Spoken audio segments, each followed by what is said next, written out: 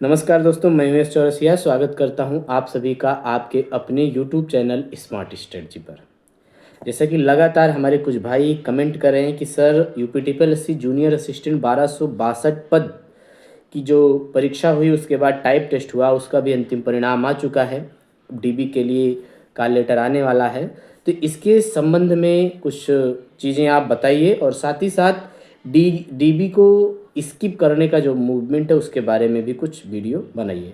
तो आज का जो हमारा टॉपिक है वो यूपीटीपीएससी जूनियर असिस्टेंट 1262 पोस्ट के बारे में है।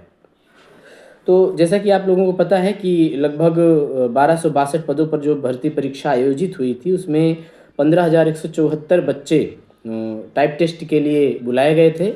और काफ़ी हम लोगों ने अपने यूट्यूब के माध्यम से और विभिन्न यूट्यूब चैनलों के माध्यम से टाइपिंग स्किप के लिए कई सारे अभियान चलाए थे। मैं स्वयं भी अपने यूट्यूब वीडियो के माध्यम से उसमें शामिल हुआ था। तो लगभग उसका काफ़ी लाभ भी देखने को मिला। लगभग 6,500 बच्चे जो है टाइप टेस्ट से बाहर रहे, उन्होंने पार्टिसिपेट नहीं किया। और लगभग 8,596 बच्चे टाइप टेस्ट में उपस्थित हुए और अंततः उन बच्चों में से 4,613 बच्चे अंतिम रूप से टाइप टेस्ट के में जो है सफल रहे। अब इसके आगे की क्या प्रक्रिया होगी, कट ऑफ क्या जा सकता है, डीबी का कॉल लेटर कब आएगा, डॉक्यूमेंट वेरिफिकेशन के लिए अभी से क्या तैयारियां शुरू करें, और साथ ही साथ डीबी स्किप के बारे में कुछ बातें, इन मुद्दों पर आज हम लोग चर्चा करने वाले हैं। तो सबसे पहली बात कि डीबी का कॉल लेटर कब तक आएगा। जैसे कि आप लोगों को पता है कि अंतिम जो परिणाम है इसका टाइप टेस्ट का वो आ चुका है। अब लगभग इस महीने के अंत में अथवा अगले महीने के पहले सप्ताह में एक नोटिस के माध्यम से आयोग आप सभी को जो है कॉल लेटर के लिए आमंत्रित करेगा, पूरा शेड्यूल वो जारी करेगा। तो उसके लिए आप तैयारी क्या करें, आप जितने भी आपके बेसिक डॉक्यूमेंट हैं जिनको आपने अप्लाई फॉर्म भरते समय लिया था उन सबको आप फुल्ली प्रिपेयर कर लीजिए। जैसे कि हाई स्कूल की मार्कशीट, ग्रेजुएशन की मार्कशीट, इंटर की मार्कशीट, ग्रेजुएशन की डिग्री भी अभी अगर बहुत सारे बच्चे मार्कशीट लिए रहते हैं, डिग्री नहीं अप्लाई किए रहते हैं, तो आप प्रयास करिए कि डिग्री भी अभी ला के रख लीजिए। नहीं तो जैसे हमारे साथ हम डीबी में गए थे तो हमारे पास डिग्री नहीं थी, तो बाद में हमें समय मिला कि 7 दिन के अंदर आप डिग्री को ला करके सबमिट कर दीजिए। कास्ट सर्टिफिकेट हम नेशनल वाला लेके चले गए थे, तो ये सारी चीज़ें हमें बाद में फिर से आयोग जाना पड़ा था। तो ये स्थितियाँ आपके साथ ना हो, हालांकि कोई परेशानी नहीं होती, लेकिन स्थितियाँ आपके साथ ऐसी ना हो, आप अभी से फुल्ली प्रिपेयर हो जाइए। तो ये आपके जो बेसिक डॉक्यूमेंट जिसमें caste certificate, domicile certificate, EWS certificate है ना, और ट्रिपल सी के प्रमाण पत्र, इन सारी चीज़ों को आप कलेक्ट करके अपने पास अभी से रख लीजिए बेहतर तरीके से। और इसके बाद जब प्रपत्र आएगा तो उस प्रपत्र में सब आपको अपने हाथ से फिलअप करना होगा। साथ ही साथ उसमें एक कैरेक्टर सर्टिफिकेट दो लगेगा, जिसमें एक सक्षम अधिकारी का कैरेक्टर सर्टिफिकेट, और साथ ही साथ एक जो है आप जिस विद्यालय में अंतिम पढ़े होंगे वहाँ का कैरेक्टर सर्टिफिकेट। ये तो बहुत ही आसानी से बन जाएगा, इसमें आपको बिल्कुल परेशान होने की ज़रूरत नहीं है, ये आराम से आपका हो जाएगा। तो क्या कहते हैं, प्रपत्र के स्तर पर आप अपने डॉक्यूमेंट को भी से तैयार करके रख लीजिए, ये सारी चीज़ें आप कर लीजिए। अब इसके बाद हम बात करते हैं कि इसमें डिपार्टमेंट दो हैं, इन दोनों में अच्छा डिपार्टमेंट कौन सा है। तो चिकित्सा स्वास्थ्य एवं परिवार कल्याण विभाग, उद्योग उद्यम एवं प्रोत्साहन निदेशालय, दोनों ही विभाग अपने आप में ज़बरदस्त हैं। आप अपनी सुविधा और अपनी रुचि के अनुसार अपने विभाग का चयन कर सकते हैं। हालांकि दोनों ही विभाग लगभग हर जिले में हैं, ठीक है, लगभग क्या हर जिले में हैं, है ना। तो गृह जनपद में आप दोनों ही विभाग आपको गृह जनपद आपका आवंटित करेंगे और पूरी संभावना है करने की, ठीक है। तो एक मुद्दा ये खत्म हो गया कि गृह जनपद मिलेगा कि नहीं, बिल्कुल मिलेगा, संभावना पूरी है, ठीक है, दोनों ही ऑफिस जो है आपको मिलेंगे। अब इन दोनों में बेटर कौन सा है, जैसे कुछ लोग चिकित्सक क्षेत्र से संबंधित कुछ किए होंगे या चिकित्सा से संबंधित उनमें रुचियां हैं, अस्पताल से रिलेटेड, ठीक है। और ये जो चिकित्सा स्वास्थ्य एवं परिवार कल्याण विभाग, इसमें सीएमओ ऑफिस, सीएमएस ऑफिस, और जो भी सीएचसी या पीएचसी के प्रशासनिक भवन होते हैं वहाँ पर आप एज ए जूनियर असिस्टेंट आपको काम करना होता है। तो काफ़ी प्रतिष्ठित ये विभाग होते हैं और बहुत ही बेहतरीन विभाग होते हैं। इन्हें अब जैसे मान लीजिए उद्योग एवं उद्यम प्रोत्साहन निदेशालय, आप किसी से बात करेंगे तो शायद हर व्यक्ति को इस विभाग के बारे में जानकारी नहीं है, लेकिन जैसे ही आप बताते हैं कि हम स्वास्थ्य विभाग में नौकरी करते हैं, वहाँ बाबू हैं, तो हर व्यक्ति समझ जाता है ना। तो आप बाइक से जाते हैं जॉब करने तो प्लस का सिंबल उम्बल लगा रहता है, तो एक अलग किस्म का आपको लगता है कि भौकाल है ना। तो कुल मिला के विभाग दोनों अच्छे हैं।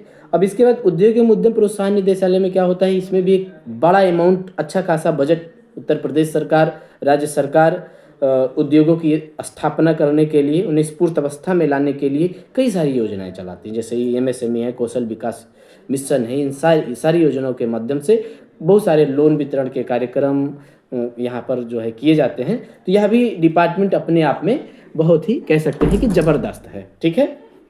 तो दोनों ही विभाग अच्छे हैं, आप अपनी सुविधा और रुचि के अनुसार आप चयन कर सकते हैं।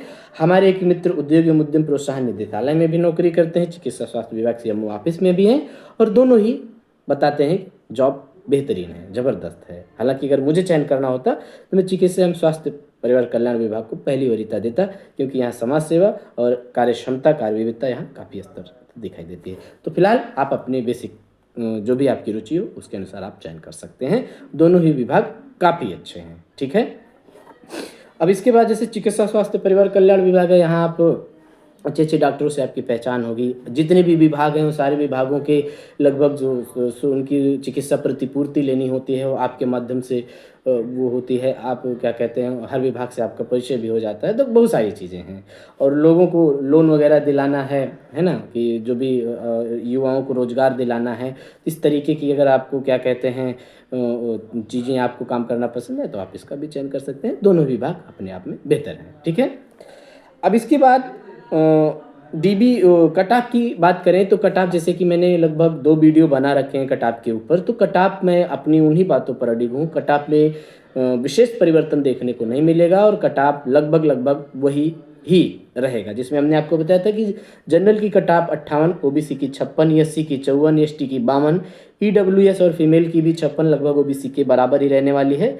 और एक सर्विसमैन और PH की कट ऑफ काफ़ी अनिश्चितता है। हालांकि जहाँ तक संभावना है कि 40 प्लस मार्क्स हैं, 40-45, तो आपका चयन स्वाभाविक है, हो जाएगा। आप लोगों को लग रहा होगा कि कट ऑफ जो है थोड़ा सा 58-56, जैसे बहुत सारे कमेंट हम पढ़ते हैं तो उसमें 60-62-65, ऐसा नहीं, क्योंकि अभी तक जो कट ऑफ जाते थे इसके पहले जो जूनियर असिस्टेंट के एग्ज़ाम हुए थे, उनका पेपर का स्तर और 1262 के पेपर के स्तर में काफ़ी डिफरेंस है। पेपर जो है काफ़ी टफ था, ठीक है। टफ का मतलब बहुत टफ नहीं कह सकते, लेकिन था। अभी तक का जो पिछला पेपर था उनके मुकाबले काफ़ी ठीक ठाक था। और साथ ही साथ इस भर्ती में जो भी टॉप मेरिट वाले स्टूडेंट हैं, जैसे लेखपाल की परीक्षा हुई, बिहार में बहुत सारे बच्चे चयनित हुए, ग्राम विकास अधिकारी की परीक्षा हुई, है ना, और SSC CHSL सेंट्रल गवर्नमेंट की कई सारी वैकेंसियाँ फाइनल हुई। तो ये जो भी अच्छे बच्चे हैं, टॉप वाले बच्चे हैं, वो सारे बच्चे लगभग जा चुके हैं। तो कट ऑफ कम जाने की बहुत अधिक संभावना है, और निस्संदेह लगभग कट ऑफ हम जितना बता रहे हैं इसी के आसपास रहने वाली है, ठीक है।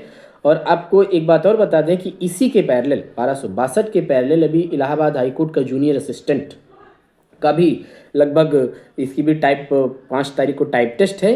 तो लगभग ये भर्ती एक साथ ही, अगर मान लीजिए इलाहाबाद हाई कोर्ट पहले होता है तब भी 1262 वाले पोस्ट पर क्या कहते हैं डिफरेंस होगा, और 1262 का पहले फाइनल होता है तो हाई कोर्ट की कट ऑफ में कुछ न कुछ डिफरेंस आपको देखने को मिलेगा। तो बहुत सारे बच्चे कह रहे हैं कि सर जल्दी हो जाए, कब होगा, आयोग ये है। किसी की बुराई मत करिए, जो व्यवस्था चल रही है शासन स्तर पे अच्छे से काम करिए। थोड़ा सा अगर 1262 लेट होगा तो निसंदेह इसका फ़ायदा आपको मिलेगा, हाई कोर्ट अगर पहले हो जाए। हालांकि ये तो दोनों स्थितियाँ सबके साथ इक्वल ही होने वाली हैं, ठीक है। तो कट ऑफ लगभग यही होने वाली है। अब अंतिम में सॉरी, हम ये बात कहने वाले हैं कि हमारे बहुत सारे भाई जो लेखपाल में चयनित हैं, ग्राम विकास अधिकारी में चयनित हैं, बिहार में चयनित हैं, सेंट्रल गवर्नमेंट में विभिन्न विभागों में चयनित हैं, और उनका चयन DB के लिए वो अगर क्वालिफाई हुए हैं इस परीक्षा में जूनियर असिस्टेंट के, तो आप लोगों से करबद्ध निवेदन है कि आप लोग जॉब में आ चुके हैं, आप कृपया DB को स्किप करिए। और ये DB को स्किप करने के पीछे बेहतरीन कारण ये भी है कि अगर आप किसी सेवा में आ चुके हैं, लगभग 1 साल आप व्यतीत कर चुके हैं या 6 महीने भी व्यतीत कर चुके हैं, तो एक लंबा टाइम स्पेन आप वहाँ पर व्यतीत कर चुके हैं, और आपका प्रोबेशन पीरियड भी थोड़ा सा कम हो गया है, जल्दी ख़त्म हो जाएगा, इंक्रीमेंट का आपको लाभ मिल गया है और वहाँ सबसे बड़ी बात आप कंफर्टेबल हो चुके हैं। तो सेम पे ग्रेड पे आप ऑलरेडी अगर चयनित हैं तो पुनः यहाँ पर स्विच करना ये कहीं न कहीं बहुत तर्कसंगत नहीं लगता है। और ये जो विभाग हैं चिकित्सा स्वास्थ्य परिवार कल्याण विभाग, उद्योग उद्यम प्रोत्साहन निदेशालय, अगर आप लेखपाल हैं, बीडीओ हैं, बिहार में टीचर हैं, एसएससी या सेंट्रल गवर्नमेंट में किसी भी सेवा में हैं, तो लगभग आप यहाँ से बेहतर स्थिति में हैं। जैसे लेखपाल के बहुत सारे बच्चे इसमें घुसे हुए हैं, तो अगर आप लेखपाल हैं तो एक स्वतंत्रता पूर्वक आप क्षेत्र की नौकरी कर रहे हो, काफ़ी अच्छी नौकरी है यहाँ के मुकाबले। तो यहाँ आपको पुनः डीबी में वापस आने की कोई विशेष ज़रूरत नहीं दिखती है, ना ही ये तर्कसंगत है। तो आप सभी से निवेदन है कि आप अगर दूसरी नौकरी बदलना चाहते हैं तो हायर पे ग्रेड पे जाइए। लोअर पे ग्रेड पे यदि आप आ रहे हैं तो कहीं न कहीं आप अपने साथ गलत कर रहे हैं, अभ्यर्थियों के साथ गलत कर रहे हैं, ठीक है? तो ये बहुत तर्कसंगत नहीं है, इसलिए आप सभी से निवेदन है कि जो भी हमारे भाई जहाँ कहीं भी चयनित हो चुके हैं, आप वहाँ कंफर्टेबल स्टेज में आ गए हैं, सैलरी का इंक्रीमेंट लग चुका है, हर चीज़ें आपके साथ अच्छी हैं, तो आप हायर पे ग्रेड पे जाइए और फिर से इधर-उधर करेंगे तो दूर के ढोल सुहावने होते हैं। बहुत सारे लोग आपको बताएँगे कि यहाँ का जूनियर असिस्टेंट बड़ा अच्छा है, तो ऐसा नहीं है। आप अगर लेखपाल हैं तो बहुत बेहतर जगह पर हैं। ग्राम विकास अधिकारी हैं तो इन दोनों विभाग से काफ़ी बेहतर स्थिति में हैं।